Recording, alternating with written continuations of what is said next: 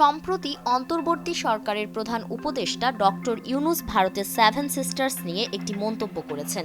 তার সেই মন্তব্য নিয়ে ভারতের রাজনৈতিক অঙ্গনে চলছে তীব্র সমালোচনা। সেই মন্তব্যকে ভারতের রাজনৈতিক মহলের কেউ বলেছেন আক্রমণাত্মক, কেউ বলেছেন বিপজ্জনক, আবার কেউ কেউ হতাশাও প্রকাশ করেছেন। ২৬শে মার্চ ৪ দিনের চীন সফরে গিয়ে প্রধান উপদেষ্টা ভারতের উত্তর পূর্বাঞ্চলের রাজ্যগুলোতে ব্যবসায়িক সম্ভাবনা নিয়ে কথা বলেন। তিনি বলেন, ভারতের পূর্বাঞ্চলের সেভেন সিস্টার্স নামে পরিচিত ৭টি রাজ্য, এই রাজ্যগুলো স্থলবেষ্টিত অঞ্চল। সমুদ্রের সাথে তাদের যোগাযোগের কোনো উপায় নেই, তাই এই অঞ্চলের জন্য সমুদ্রের একমাত্র অভিভাবক হলো বাংলাদেশ। সাধারণ ফ্যানের দিন শেষ, আকিস ফ্যানে বাংলাদেশ। ডক্টর ইউনূসের এই সাধারণ মন্তব্যটি নিয়ে ভারতের রাজনীতিবিদ, সাবেক আমলা ও নীতি নির্ধারকদের মাঝে তোলপাড় শুরু হয়ে গিয়েছে। বিষয়টি নিয়ে দিল্লি এখনো পর্যন্ত আনুষ্ঠানিক কোনো প্রতিক্রিয়া না জানালেও মোদী প্রশাসনের অর্থনীতি বিষয়ক উপদেষ্টা পরিষদের সদস্য সঞ্জীব সান্যাল এই নিয়ে প্রকাশ্যে কথা বলেছেন। সঞ্জীব সান্যাল প্রশ্ন তুলে বলেন, ডক্টর ইউনূস কেন ভারতের এই অংশ নিয়ে কথা বললেন? চীনা বিনিয়োগের আহ্বান স্বাভাবিক, কিন্তু ভারতের জন্য এটি কি বার্তা বহন করছে?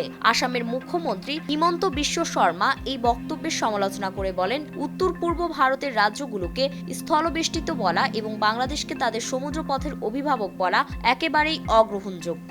ভারতের কংগ্রেস নেতা পবন খেরা অভিযোগ করে বলেন, বাংলাদেশ চীনের সঙ্গে মিলে ভারতকে ঘিরে ফেলার পরিকল্পনা করছে। এটি আমাদের জাতীয় নিরাপত্তার জন্য বড় হুমকি।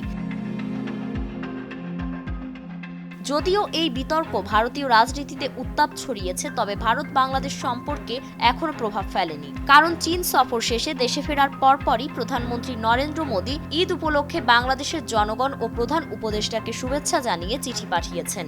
এতে দুই দেশের অংশীদারিত্ব আরও এগিয়ে নেওয়ার প্রতিশ্রুতিও দেওয়া হয়েছে। তবে বলা বাহুল্য যে বাংলাদেশ ভারত সম্পর্ক সবসময়ই কূটনৈতিক সমঝোতার উপর নির্ভরশীল। সাম্প্রতিক এই বিতর্ক দুই দেশের সম্পর্কের মধ্যে নতুন উত্তাপ সৃষ্টি করবে নাকি বন্ধুত্ব আরও দৃঢ় করবে তা সময় বলে দেবে। তবে একদিকে চীনের সঙ্গে বাংলাদেশের অর্থনৈতিক সম্পর্ক জোরদার হওয়া এবং অন্যদিকে ভারতের রাজনৈতিক মহলের প্রতিক্রিয়া, দুই বিষয়ই আগামী দিনে দক্ষিণ এশিয়ার ভূ রাজনীতিতে গুরুত্বপূর্ণ প্রভাব ফেলতে পারে। ফারিন রহমান প্রীতি, নয়া দিগন্ত।